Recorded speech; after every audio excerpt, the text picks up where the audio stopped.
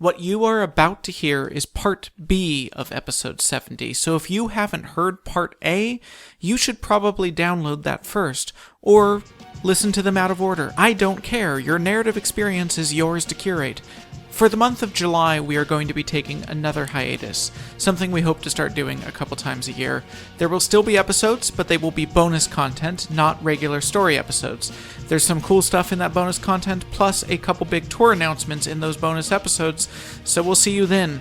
Right now on our store, we have the long-promised, fabled Welcome to Найт-Вейл socks. Yes, they finally exist, and they will knock your socks off, I'm sorry, but really, they will actually get your socks off your body with how cool they look. They're very powerful and frightening. And it's summer, so just the time to get those Welcome to Найт-Вейл tank tops. All of that and other things at welcometonightvale.com. Click on store.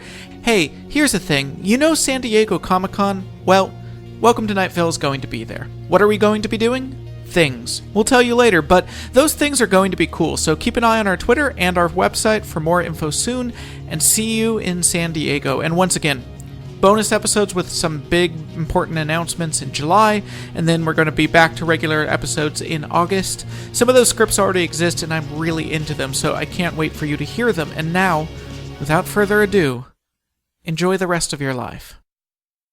If you love something, set it free. If it doesn't come back, it probably died of sadness because it thought you loved it. Welcome to Найт-Вейл.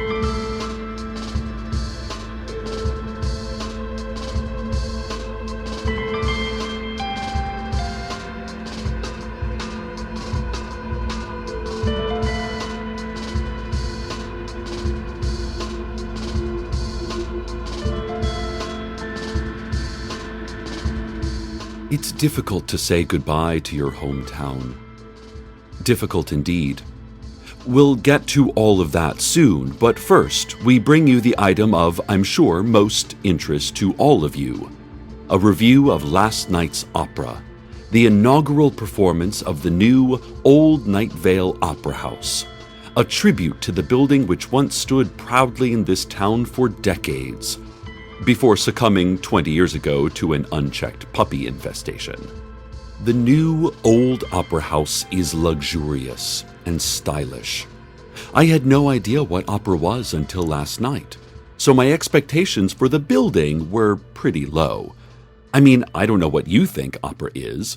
I was expecting something like fenced-in yards full of filthy straw occupied by hundreds of heavily drugged wolves.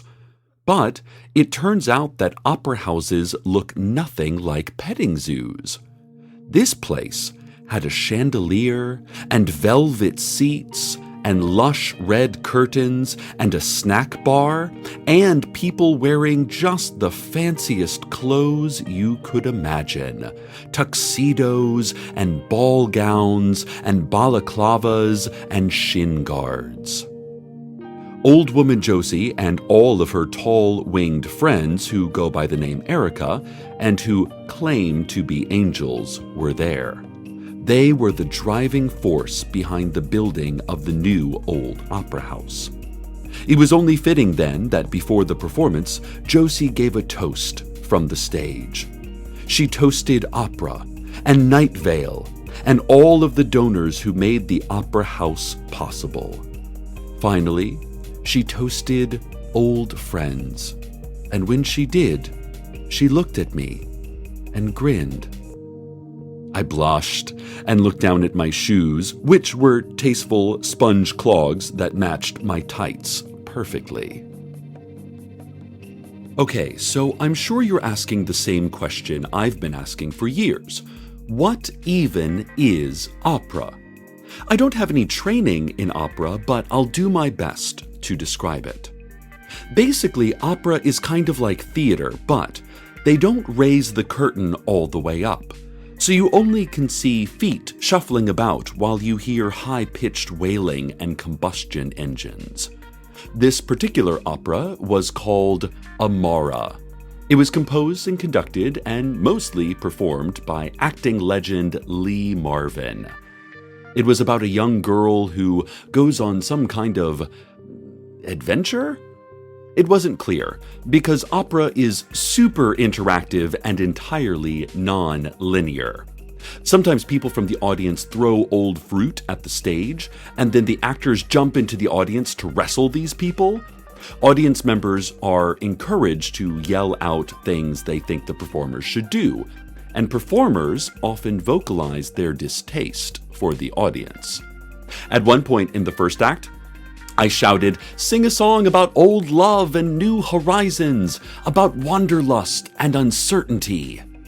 And then a member of the chorus spat at me, and moments later I found someone handcuffed me to my armrest. It was super fun.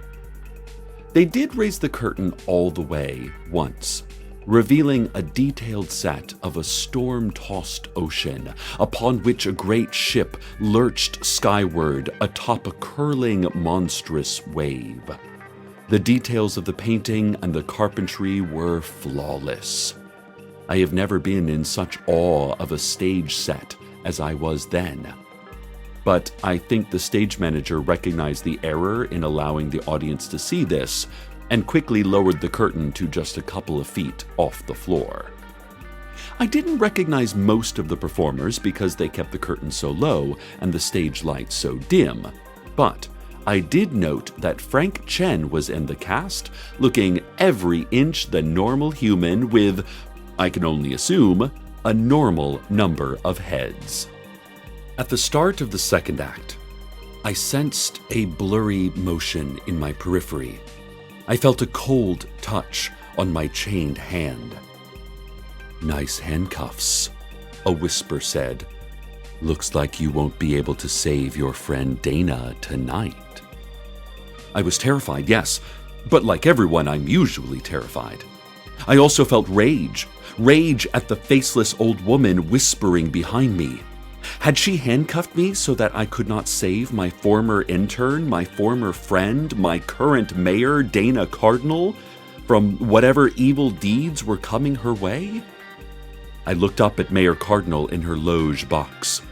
She was staring straight at the stage, focused and stony, and despite all my anger at my old friend, that she had presumably bought me at a sheriff's secret police auction last year, and had been using me for the last several months against my will to protect herself against the five-headed dragon Hiram McDaniels and the faceless old woman. Despite all that, I looked at Dana's face, hoping she would see me pleading for her safety.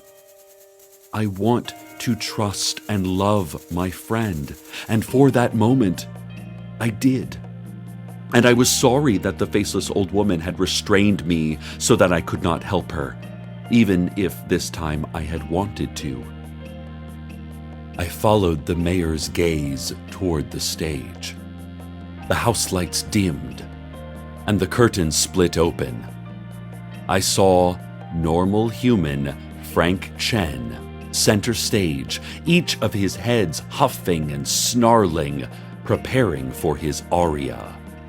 As an aside, I am told this was to be the opera's first ever quintet aria, but honestly, I don't know what either of those words even mean. Actually, only 4 of Frank's heads were snarling, the gold, green, gray, and blue ones, but his purple head was looking right at me. And I felt something familiar, but at the same time, something that I didn't understand. My hand strained against its chain, but there was nothing I could do. As the orchestra, led by and comprised entirely of Lee Marvin and a slide whistle, swelled, and Frank Chen continued to belch fire and hiss, we all knew something was wrong.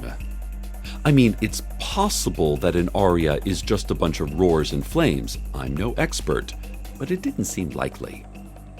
Frank Chen then tore off his bow tie, and in doing so revealed he was not 5'8" middle-aged human Frank Chen at all, but Hiram McDaniels, an 18-foot tall, 5-headed dragon. Hiram leapt into the air above the orchestra seats. I heard a muffled scream from above. I looked to the mezzanine and saw Trish Hidge, deputy assistant to Mayor Cardinal, trying to quickly escort the mayor away. But it was too late. I caught a brief glimpse of someone I had never seen before, or had never seen in my waking life. She was standing just behind Trish and Mayor Cardinal. It was a woman I had once seen in a dream. In my dream, she had been underwater, among coral, young and whispering and faceless. And now, in this world that is very likely not just a dream, I saw this same woman, and she was old and shouting and faceless. Hiram flew up, past the chandelier, toward Dana in the mezzanine, all of his heads focused on their target, teeth bared and angry. Except the purple head, which was twisted away as though trying with just its neck to deflect the course of its body. At that moment, I felt myself rising against my will. There I was, lot number 37, being called into use once more. I looked up at Dana, but she was not looking back at me at all. She was preparing to defend herself, alone.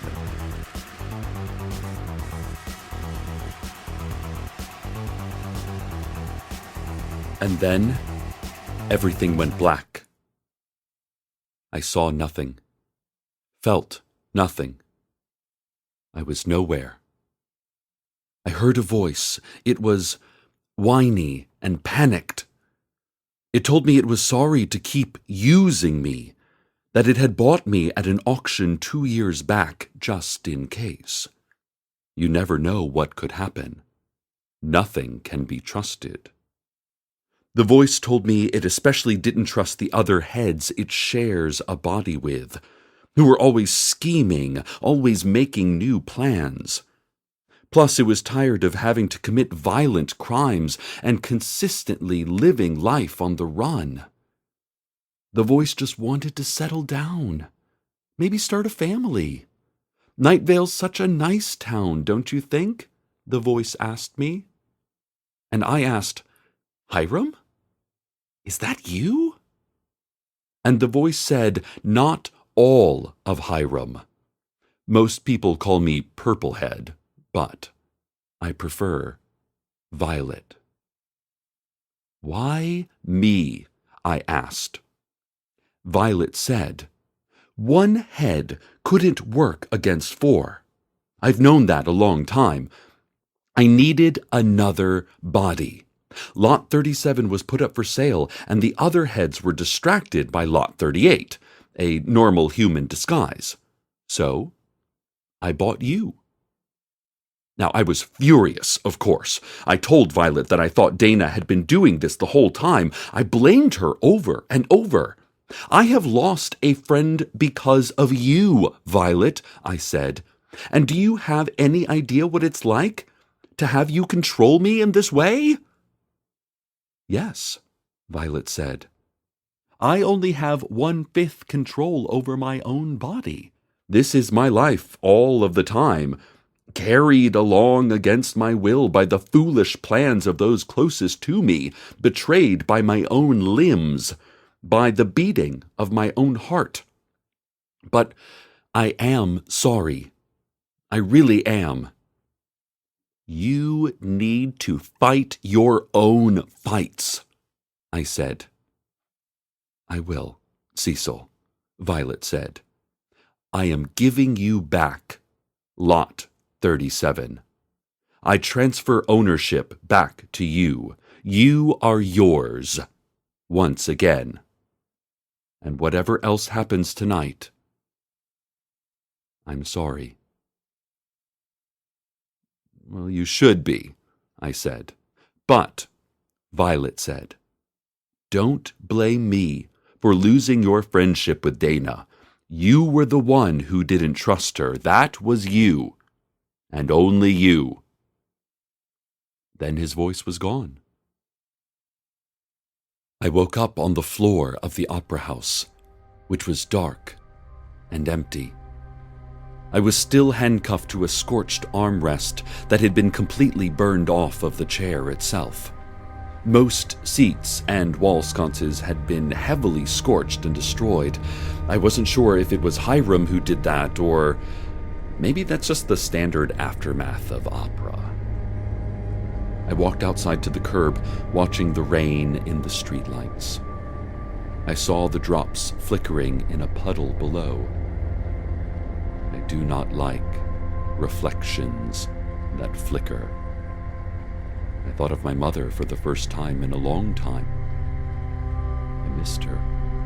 And, same word, different meaning, I missed the opera. And the after party, too. And, same word, both meanings. I miss my friend Dana.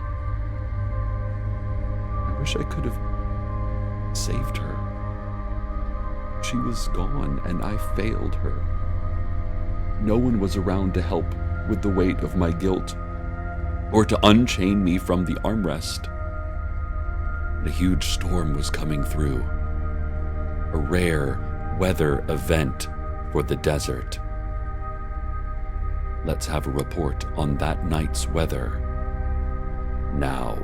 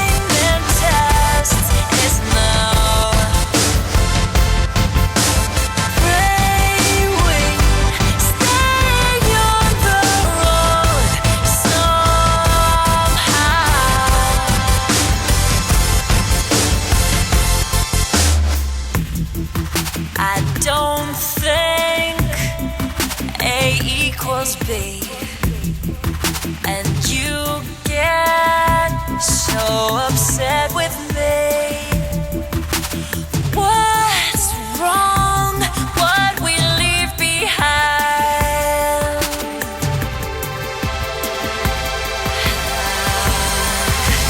The hands in the air can't fight it anymore. Check me, I am giving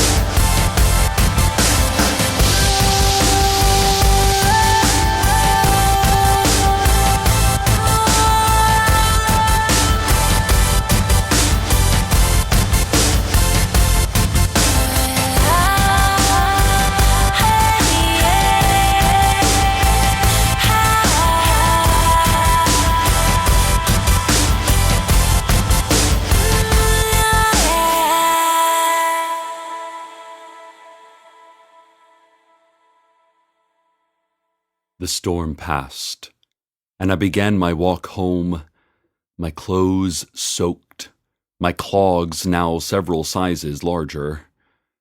The streets were quiet, and I took it all in, knowing these were my final days in Найт-Вейл, certain I had made the right decision.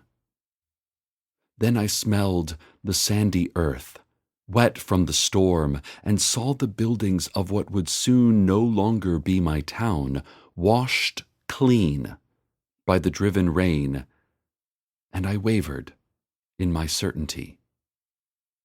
Lost in thought, I failed to hear the car tires on the slick concrete or see the headlights swinging my shadow across the sidewalk.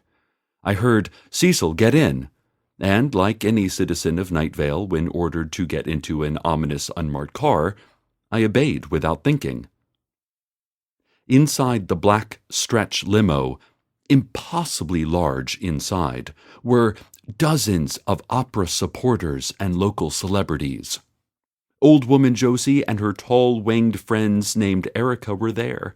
Waiters passed around hors d'oeuvres and champagne. I hadn't missed the after-party after all. My sister Abby and her husband Steve and my niece Janice were there.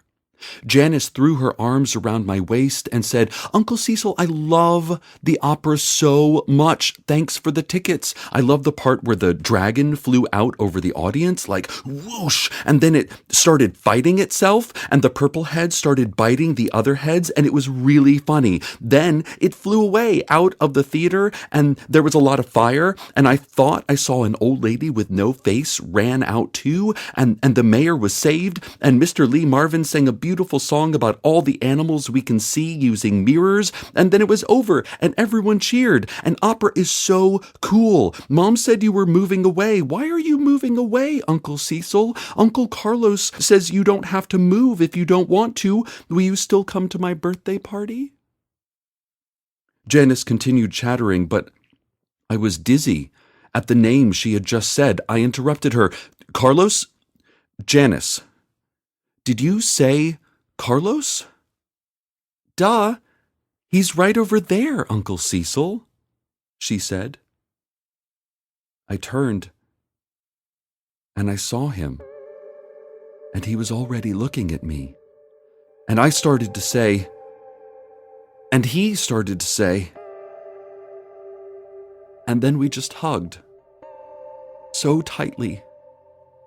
And in my ear, Carlos said, "Sorry I missed the opera. I had to let Kevin know I was returning home and staying there." And I jerked my head back and said, "Staying here?" And Carlos said, "This is your home. You belong here."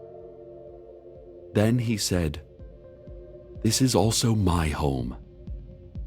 I belong here."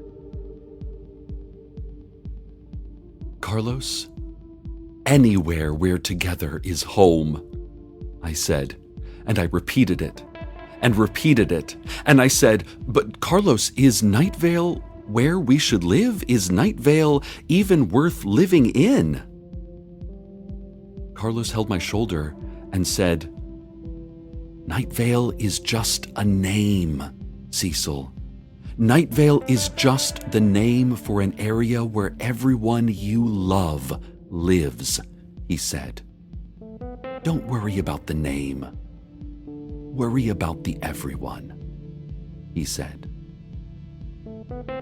Over Carlos's shoulder, I saw Dana, my old intern and current mayor, in the crowd.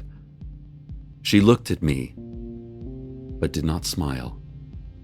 I struggled to meet her eyes, which were wary and gracious. Her deputy, Trish Hidge, circled behind me and removed the handcuff from my wrist with a small key she had pulled from her jacket pocket. "Sorry we had to do that," Trish said, "but we wanted you to be safe. To not have your body willed by some other force into a fight you were very clear you wanted no part in. We had to physically hold you out of the way so that we could fight this fight on our own." from across the impossibly large car. Dana winked and finally smiled. I mouthed, "I'm sorry," and she did not respond, but, still winking a slow, strange wink, she receded into the crowd like a distant walker into mist. At the end of the night, the car dropped Carlos and me back home, and I don't think we slept the whole night, talking about our new old life together, all these memories and plans. We are back together in our home, and I am back with you in my studio. My final show as host of Найт-Вейл Community Radio was to be a review of an opera. And that's still true, someday. But it won't be this opera.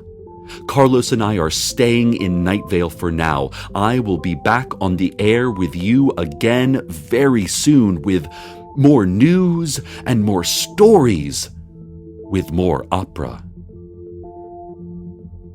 I think Carlos is right. Найт-Вейл isn't a single unified thing that can love or be loved. It's just the name slapped onto a set of borders and rules that some old bureaucrats wearing soft meat crowns devised centuries ago. But they don't live here anymore. We do. I do. And I can make it worth it. I can't just leave it. I have to live it. Live it and make it better. For myself, for Carlos, for my friends, for Abby and Steve and Janice, for old woman Josie and all of the Ericas, for Dana, and for you, listeners. We will together celebrate another homecoming game. We will together survive another street cleaning. We will together, well, we will see. I can't promise I'll never leave you. No one can promise that. But until that moment, let's keep working on this town, this collective idea, this Найт-Вейл, whatever we want that name to mean. We can always start over if we have to. Rededicate ourselves. Do it right. To start with, the secret police have once again jailed Hiram McDaniels for his numerous crimes against his fellow citizens. Although, in recognition of the Violet Head's valiant struggle against the other heads and his own contested body, they've put a small hole in the wall that Violet can stick through and be outside of the jail walls, since technically he is not under arrest. Stay tuned next for Happenstance, reconstructed into narrative and falsely interpreted as having significance. And as always, good night, Найт-Вейл. Good night.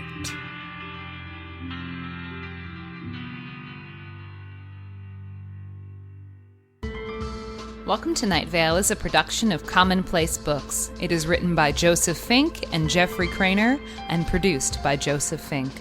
The voice of Найт-Вейл is Cecil Baldwin. Original music by Disparition. All of it can be found at disparition.info or at disparition.bandcamp.com. This episode's weather was A Line by Abby Wolf. Find out more at abbywolf.bandcamp.com. Comments, questions, email us at info@welcometonightvale.com or follow us on Twitter at Найт-Вейл Radio. Check out welcometonightvale.com for more information on this show, as well as all sorts of cool Найт-Вейл stuff you can own. And while you're there, consider clicking that donate link. That'd be cool of you. Today's proverb: you say potato, I say potato. Potato, potato, potato, potato, potato. Yes, this is very good. Let's keep going. Potato, Potato. Potato.